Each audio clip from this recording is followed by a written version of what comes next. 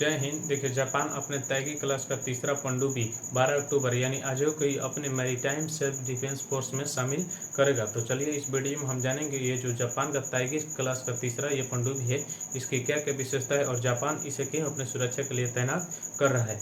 तो देखिए इसका कारण, पहला कारण देखिए, ये जो चाइना का जस्ट इधर देखेंगे तो पूर्वी चीन सागर है। चाइना का जस्ट इधर पूर्वी चीन सागर, लेकिन इस पूर्वी चीन सागर के तट के पास चाइना ऐसे ऐसे मिसाइलों का परीक्षण करता है जिसका रेंज ये जापान के तटीय क्षेत्र तक आ जाता है। चूंकि हम जानते हैं कि जापान जो बहुत ही छोटे छोटे द्वीपों का समूह है, मतलब जापान के पास बहुत सारे द्वीप है, तो ये जो चाइना यहाँ पर मिसाइलों का परीक्षण करता है तो इसका रेंज आराम से जापान के तटीय क्षेत्रों तक आ जाता है। यह जब नैन्सी पेलोसी ताइवान यात्रा पर आई थी तो उस समय जो चाइना है अपने इस DF-17 मिसाइल का जब प्रयोग कर रहा था, परीक्षण कर रहा था, तो वास्तव में ये ताइवान के लिए कर रहा था, लेकिन इसका रेंज बहुत कुछ रेंज इस जापान के तटीय क्षेत्र तक आ गया था। तो जापान उसी समय समझ गया था कि ये जो है चाइना से उधरने वाला नहीं है, और चाइना भी देखिए तो कोई मौका देखकर ये अपना काम करते हैं। जैसे सबका ध्यान ये जापान तो ताइवान के लिए कर रहा है, लेकिन वास्तव में किसके लिए, वास्तव में नहीं, मतलब कि कुछ न कुछ इसका रेंज जापान के पास आए ही था।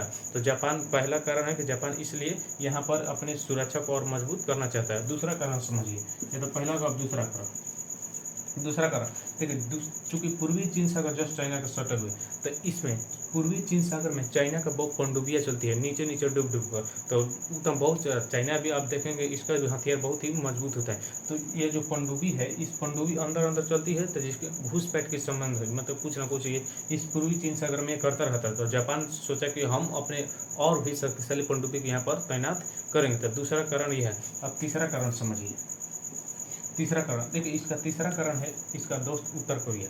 उत्तर कोरिया अभी लगातार समझिए मिसाइलों का परीक्षण कर रहा है। कुछ दिन पहले ये जो उत्तर कोरिया ने अपने हवानसोंग 12 मिसाइल का परीक्षण किया, जो कि जस्ट जापान के ऊपर पार हुआ, लेकिन जापान ने इसे मार कर नहीं गिराया। क्यों नहीं गिराया, इसका वीडियो हम बना दिए, वहाँ पर आप जाकर देख सकते हैं। तो ये रहा, इसके 3 कारण है। पहला कारण क्या है कि ये पूर्वी चीन सागर चाइना ऐसा मिसाइल का परीक्षण करता है जिसका रेंज यहाँ तक पहुँच जाता है। दूसरा इसका पनडुब्बी के लिए घुसपैठ, और तीसरा ये उत्तर कोरिया। तो अब चलिए हम इस जो तैगी क्लास का तीसरा पनडुब्बी है उसके बारे में अब डिटेल से जानते हैं। तो देखिए, इस जो तैगी क्लास का ये जो तीसरा पनडुब्बी है, इसके देखिए रिसर्च का काम 2005 से शुरू हुआ और 2008 तक चला। केवल रिसर्च के लिए समझिए, इतना लंबा समय, बहुत ही इसे मजबूत और शक्तिशाली बनाया गया। 3 साल का रिसर्च चला और अंततः ये 800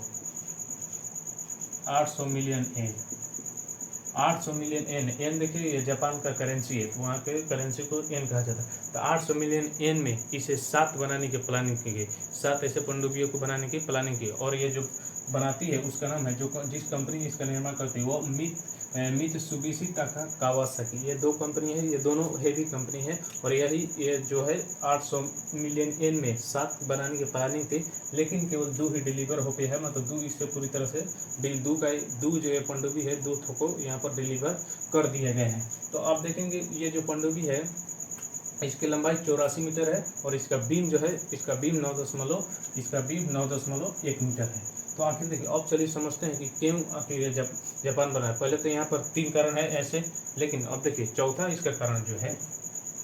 चौथा कारण वो नेक्सस जनरेशन के पनडुब्बी की क्षमता को यह बढ़ाना चाहता है। देखिए, नेक्सस जनरेशन के पनडुब्बी किसी जैसे कि सोनार को देखिए, यह बहुत ही पुराना हो गया, मतलब तभी इसके गुण को, मतलब इसके जो कार्य है उसको कम नहीं समझा जा सकता है।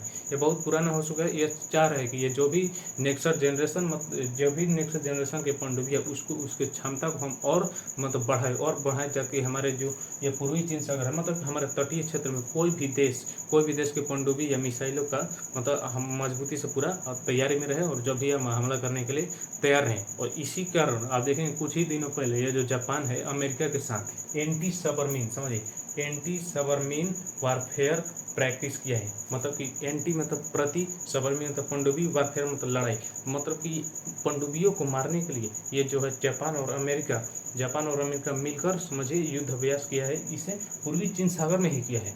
पूर्वी चीन सागर में आराम से ये चाइना को चकमा दे सकते हैं। चाइना का हर पनडुब्बी को मारने की पूरी तरह से तैयारी कर चुका है, लेकिन अब अमेरिका हर घड़ी थोड़े न रहेगा। जैसे जापान चाहता है कि हम अपना और अपने बल पर अपने लगाएंगे यहाँ पर पनडुब्बियों को।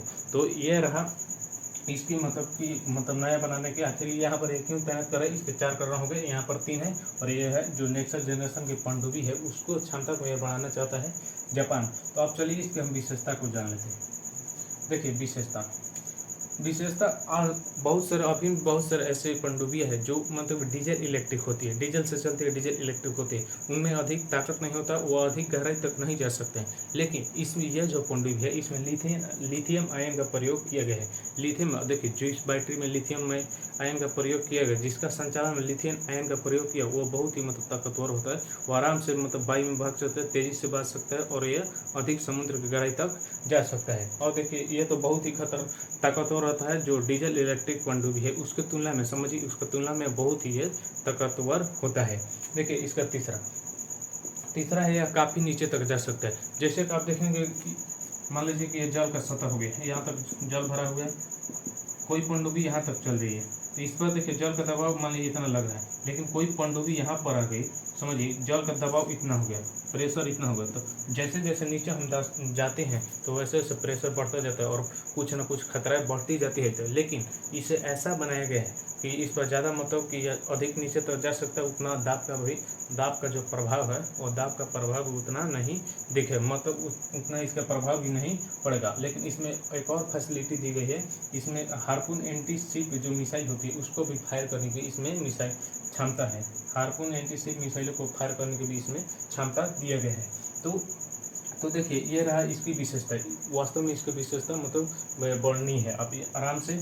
तो अब देखिए अभी तक जो जापान में है, अभी तक जापान में कुल 22 प्रकार के पनडुब्बी वर्तमान में मौजूद है। देखिए जैसे कितने तैगी क्लास के, देखिए जेस उनरियू, ये सब देखिए तैगी क्लास में सब उनरियू लगा है, इसके पहले जेस लगे, जेस उनरियू, जेस हाकोरियू, जेस केनरियू, जेस जुयुरियू, ये सब तैगी क्लास के। तैगी क्लास समझिए एक ही वर्ग के, वास्तव में एक ही वर्ग के है जेस करके, और अंत में यूरियू जोड़ दे रहा है। अब देखिए इसके अलावा और भी एक इसके वर्ग के पनडुब्बियाँ है, जैसे कि देखिए ओयासियो क्लास के जेस उजीसियो, जेएस मोकिसियो, अंत में उयो करके बहुत सारे, ये जेएस उयो करके बहुत सारे जापान के पनडुब्बियाँ है। तो ये 2 महत्वपूर्ण क्लास के जापान के पास पनडुब्बियाँ है। पहला कौन है, तैगी क्लास, और दूसरा ओयासियो क्लास के। तो यह रहा पूरी कहानी। अब यह वीडियो यहीं पर समाप्त होता है। जय हिंद।